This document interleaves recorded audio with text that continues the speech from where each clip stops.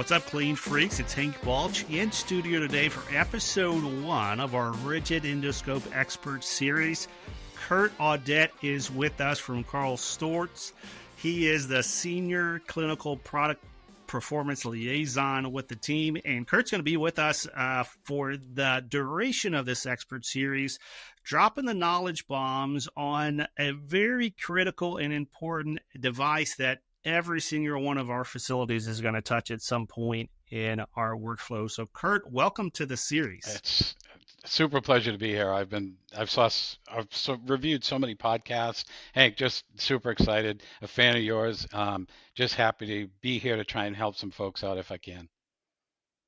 Okay. We love it as well because even getting access to experts like yourself, to sit down and kind of crack your head open in a good way and say what's inside there, what's rolling around that we need to know in order to do our jobs better. That's a real pleasure.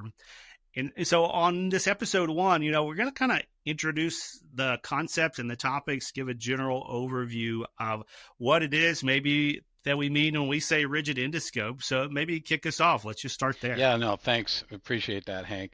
Yeah, so when we talk about rigid endoscopes, and my plan is to actually speak to semi-rigids as well, because that's one of those products that it's like that urban legend, I guess, if you will, and it's a niche. It doesn't get a lot of love, yeah. But it breaks a lot too. So right? It doesn't matter who the vendor is. But so when we talk about endoscopes in general, we know that glass is involved for the most part over the the product life as we go. As we introduce new telescopes and new endoscopes, obviously we're introducing electronics and some camera systems at the tip. We'll speak to that later on in the series. But when we talk about endoscopes, the primary function is to provide visualization for the physicians in a clinical space. And to do that, there are various different vendors who provide those optics with different types. And the word I like to use is prescriptions. We have what's called rod lenses, and I've got a visual here that we can show you. The term you'll hear used most often is rod lenses that are configured in a rod lens train. Depending on the application of the telescope, whether it's sinus or urology or laparoscopy, you're going to have different lengths, different diameters, and obviously with rod lenses, those are going to change as well. So there may be a different number of lenses within that tube. Again, the diameter. And then what's really important, Hank, and I know you get this, and I'm sure our audience gets it as well, is we want the best optical quality, but we also want to be able to see a certain space.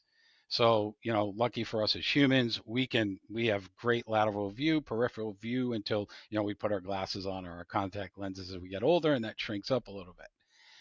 But our engineers, when they pull together these telescopes, they are trying to work with clinicians to figure out what space it's going to work in, and then provide that depth of field, that depth of focus, all these different optical terms you hear along the way.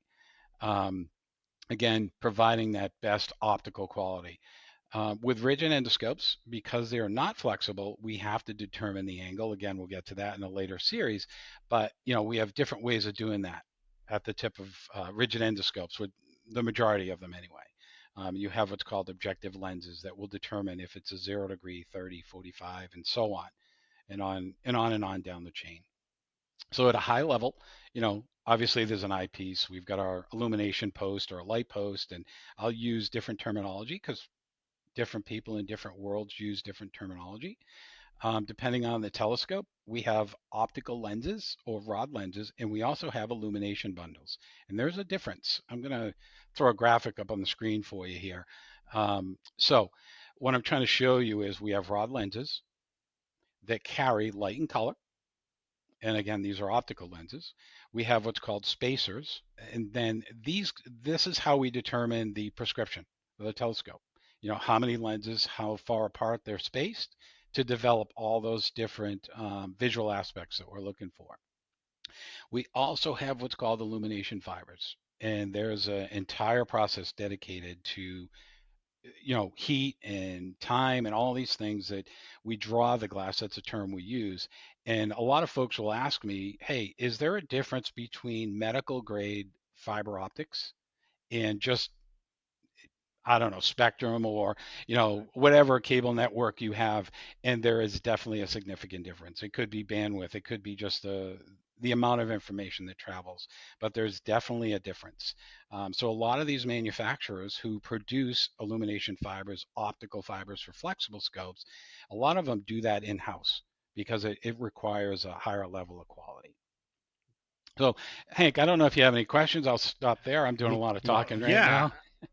I think defining the terms. I know you alluded to that there's different terminology depending on what part of the world you're in, or potentially what kind of manufacturer that you're dealing with. But you've used the term telescope a couple of times, and I'm wondering, is there a different definition between telescope and endoscope or scope? Are they the same things? How are you using Wow, that? what a great question. Yeah, it is a question I get from time to time.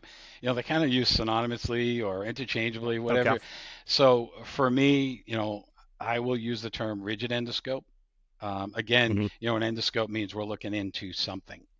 A Right. telescope may imply that we're looking into space for some folks, Yeah. but Right. it's a great question. But it's the same thing. The Okay. optics Okay. are probably different in a Mm-hmm. um, what's the word?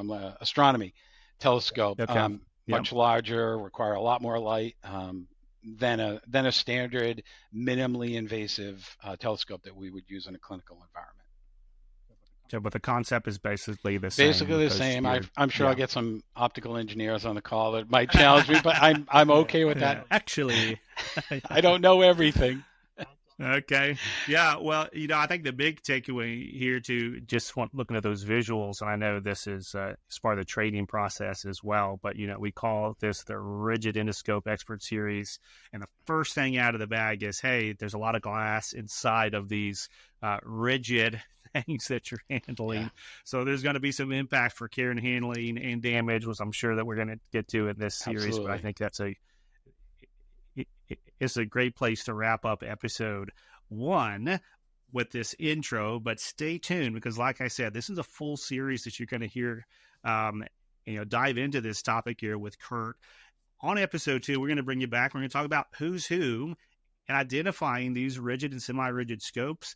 Can you see the difference from the outside? If so, how? And, how does this impact how we educate our staff, but then also how we deliver the scopes that they need and when they need it at the right place, in the right room, in the operating room suite. So hang with us. Thanks for tuning in. If you like this series, we want to hear from you in the comment section below. And make sure to like and subscribe to the Beyond Clean channel so that you can catch the next episodes. Plus, if you're not already connected with Kurt through LinkedIn, we're going to have his contact information in the description of the show notes. You can email him with questions about your scopes, but then also connect for further conversation as well. And until we see you again on next episode, I want to remind you, like we do every week here at Beyond Clean, to keep fighting dirty.